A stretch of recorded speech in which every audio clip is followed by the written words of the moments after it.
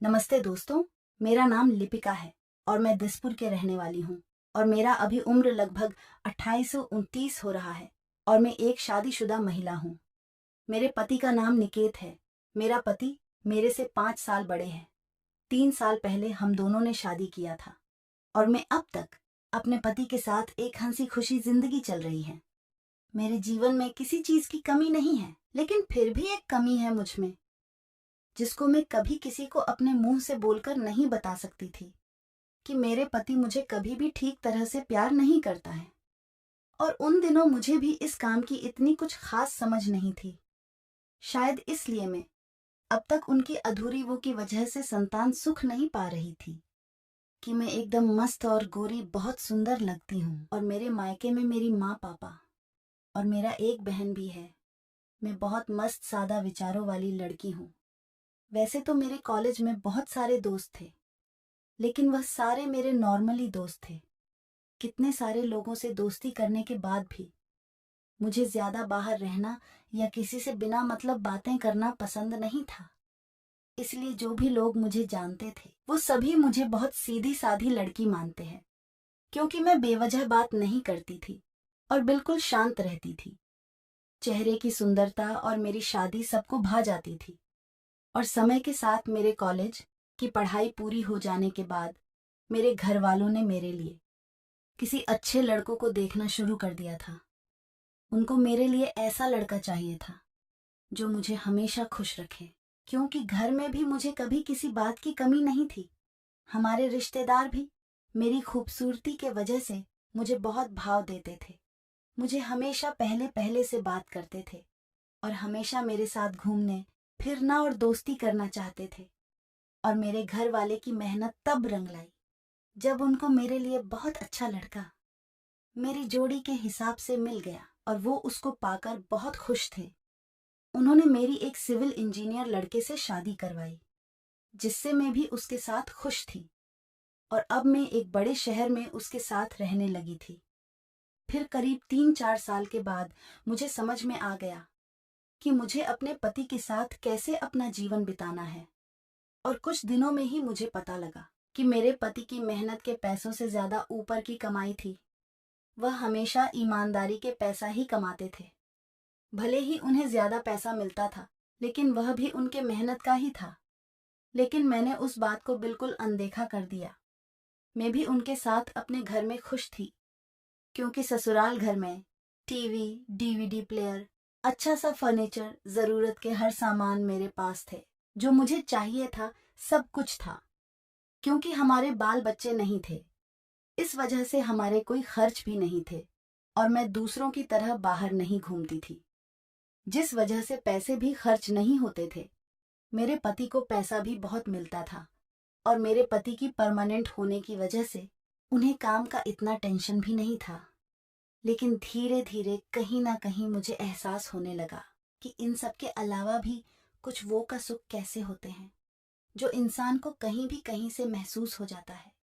फिर धीरे धीरे मेरी पड़ोस में रहने वाली औरतें मुझे जबरदस्ती बात करते थे, तो मैं भी बात कर लिया करती थी।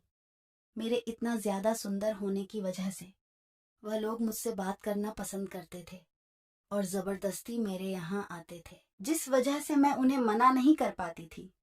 और अब उनसे दोस्ती हो गई थी, अब सहेलियां बन गई। और उनसे कभी बातों ही बातों में वो मुझे अपने वो का अनुभव या अपने पति के साथ हुई उनकी मस्त मजेदार वो की घटना बताने लगती। और फिर उनकी बातें सुनकर मेरे मन में कुछ होने लगता। और एक बार ऐसे ही अपनी सहेलियों की बातें सुनकर मुझे मन ही मन महसूस हुआ कि मेरे पति का वो मैं कुछ छोटा था, क्योंकि वह सारे अपने अपने बारे में बताते थे। कोई बताता था कि उनके पति उन्हें जी भर प्यार करते, कोई बताता था तो कोई कहता कि मैं भी बहुत खुश हूं, तो उनका वह देखकर ही डर जाती हूँ। यह सब सुनकर मेरा मन भी बहुत दुखी हुआ कि उन्होंने मुझे तो आज तक नहीं एहसास ही नहीं हुआ और उनको ठीक तरह से वो कि मुझे पूरे मजे देने भी नहीं आते थे। और जब भी मैं अपनी उन सहेलियों की बातें सुनती तो मुझे वो बातें सुनकर मन ही मन लगता कि काश मेरे पति भी वो सब करने में अच्छे होते और उनको वो करने की कला होती जिससे वो हमेशा मुझे वो हर बार खुश करते। लेकिन मेरे खराब नसीब में यह सब शायद अपने पति से पाना नहीं था। फिर धीरे धीरे मैं भी अपनी इच्छा को पूरी करने के लिए घर से बाहर किसी के साथ गलत दोस्ती रखने के बारे में सोचने लगी थी। मैं अब अपनी सहेलियों की बातें सुनकर मैं इतना पागल हो चुकी थी कि मैं अब चाहती थी कि कैसे भी करके मुझे अपनी वो की इच्छा को पूरा करके अपनी इस चीज को हमेशा के लिए खत्म करना होगा। लेकिन इतना सोचने के बाद भी कभी कभी मैं डर कर अपने आप को रोक देती। मेरी ज्यादा आगे बढ़ने की हिम्मत नहीं हो रही थी। मैं अपनी उसकी लेकर इतना उत्साहित हो चुकी थी कि अब मुझे कभी भी उसी के सपने नजर आने लगे थे। इसलिए मैं सपने में देखती थी कि मैं भी किसी के साथ घूमने एंजॉय करूं, कदम से कदम मिलाकर चलूं और मुझे भी कोई फोर्स करे। अब यह पागलपन मुझ में इस कदर हो गया था कि कभी भी किसी को देखकर मेरे मन में वही सब बातें आने लगती। जैसे कि सुबह घर में दूध देने वाला आता था, न्यूज़पेपर वाला, सब्जी वाला, में जिसे भी देखी मेरा मन वही सब सोचने लगता। इसमें मेरी भी कोई गलती नहीं थी। आप लोग यकीन मानो, किसी की इच्छा अगर अधूरी हो तो वह इसी सब के बारे में सोचता है। मैं भी चाहकर मजबूर थी और मैं भी वही सब के बारे में सोच रही थी। सब मुझे बहुत भाव देते थे, मुझसे बात करने के लिए तरसते थे, लेकिन कहीं ना कहीं मैं बहुत डरती थी। इस वजह से मैं पीछे हट जाती थी और यह सब मेरे दिमाग में हमेशा चलते रहता था। यही सभी बातें मैं सोचा करती। फिर कुछ दिनों के बाद मेरे बुआ का लड़का, यानी मेरा भाई लगता है, वह गांव में रहता था। तभी बुआ जी का फोन आया। उन्होंने कहा कि बेटी, उसका काम के सिलसिले में वह जा रहा है, उसे कुछ दिन रुकने के लिए तेरे पास भेज रही हूँ, उसका ध्यान रखना। मैं भी हाँ बुआ जी कह दिया और वह हमारे घर आकर हमारे साथ रहने लगा।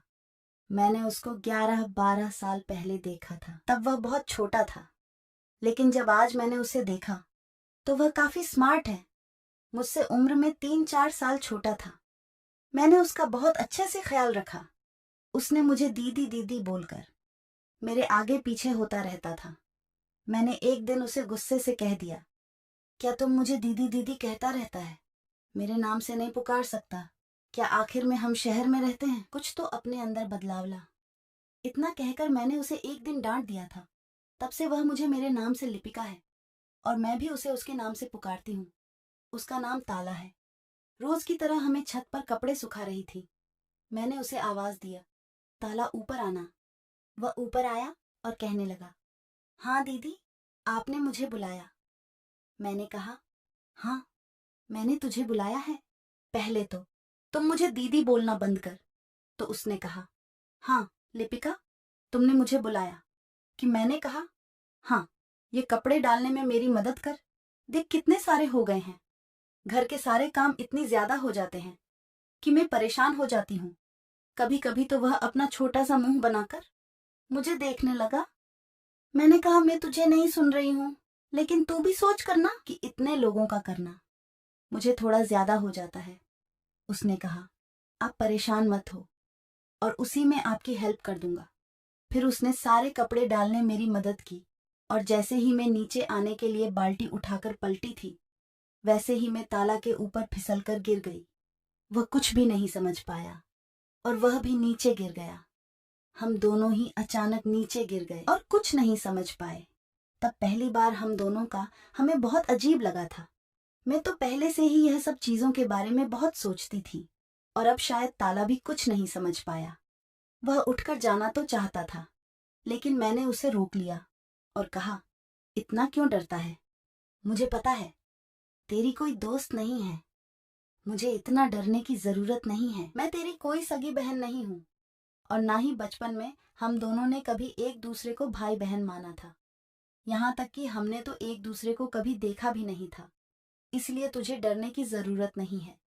अब जो होता है उसे हो जाने दे। इतना कहकर मैंने उसे और सह दे दिया। इसके बाद काम करने का मजा आने लगा। वह भी इतना खुश हो गया कि उसने ऐसे काम किया कि मैंने जो अपनी सहेलियों से सुना था उसे मैं आज दर्शन कर ली। आज मुझे पता चला कि सच में वह सच कहती थी। इस काम में तो बहुत ही मजा आ रहा था। मैं नहीं बता सकती कि यह काम कितना खुशी दे रहा था। हम वहां से उठकर कमरे में आ गए। मैं पूरी तरह से पागल हो गई थी। थोड़ी देर बाद क्या मजा आने लगा और मैं खुश होकर मन ही मन सोचने लगी कि मैं हमेशा ताला को अपना बना के रखूंगी।